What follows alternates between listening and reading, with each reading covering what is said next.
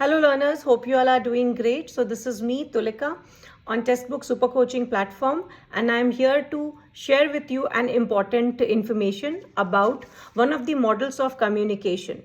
Learners, this is Newcomb model of communication, जिससे recently UGC NET के examination में question पूछा गया है. सो इस छोटे से वीडियो में हम आपको कंप्लीट इन्फॉर्मेशन देंगे what you need to know about Newcomb's model of communication. So learners, don't forget to like, share and subscribe to our channel and comment करके जरूर बताइएगा how did you find this video. So what is Newcomb's model of communication, who has given it, किस context में हम इसे समझते हैं, क्या क्या कंपोनेंट्स हैं, ये सभी कुछ हम कवर करेंगे. सो सबसे पहले न्यूकॉम्स model of communication is a model of communication of social context. Yes, that means कि ये जो man being a social animal वाला जो concept है उसको बहुत highlight करता है.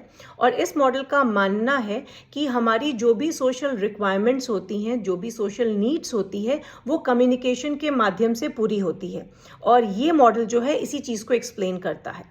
अब इस मॉडल को दिया किसने था? तो Theodore M Newcomb has given this model of Newcomb model of communication and it was given in the year 1953. अब जैसे कि हम बाकी कम्युनिकेशन मॉडल्स भी पढ़ते हैं, उसमें कुछ कंपोनेंट्स होते हैं जो कि उसे कंप्लीट करते हैं. सो इस कम्युनिकेशन मॉडल में there are 3 components, A, B and X. A happens to be the person who initiates the message, जिसे हम सेंडर भी कहते हैं.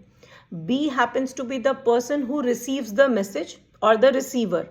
And X, the third component, is the topic or the matter of concern. That means जिस बारे में बात की जा रही है, that takes the place of X. So A, B and X, ये तीनों मिलाकर एक triangle form लेते हैं, which depicts the Newcomb model of communication.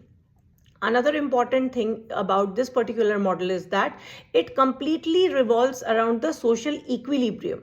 That means इस मॉडल का ये मानना है कि अगर हमें social equilibrium achieve करना है, दैट मीन्स चूँकि हम सोशल इन्वायरमेंट में रहते हैं, सोसाइटी में रहते हैं, तो जो हमारी सोशल नीड्स होती है और उसमें अगर हमें एक बैलेंस अचीव करना है, so that is possible only by means of communication.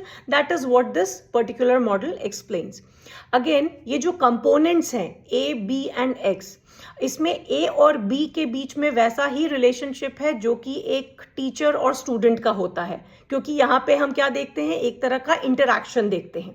Right? So it is quite similar to how we see interaction between a teacher and a student is what we see in Newcomb's model of communication between the two components A and B.